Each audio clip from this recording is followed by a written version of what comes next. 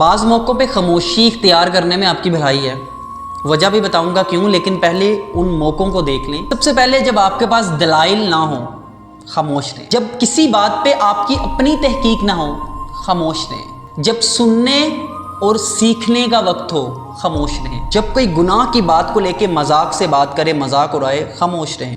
جب دوسرے اپنے معاملات طے کر رہے ہوں، خاموش رہیں۔ جب آپ کا بولنا کسی کی دوستی یا رشتے کو توڑنے کا سبب بن سکتا ہے، خاموش رہیں۔ جب لوگ نکتہ چینی کرنے لگے، خاموش رہیں۔ جب آپ اپنی بات کو پرخلوص طریقے سے نہ کہہ سکیں تو خاموش رہیں۔ جب آپ ایک بات کو کئی بار کہہ چکے ہوں لیکن اس کا کوئی اثر نہ ہوا ہو تو پھر خاموش رہیں۔ جب آپ کے الفاظ کسی کے لیے ناگوار بن جائیں یا بننے کا اندیشہ ہو تو خاموش رہیں۔ ان سب خاموشیوں کی وجہ کیوں، میں ایسا کیوں کروں، تو صرف اس حدیث کا ترجمہ سن لو کہ میرے نبی نے فرمایا جو خاموش رہا وہ نجات پا گیا۔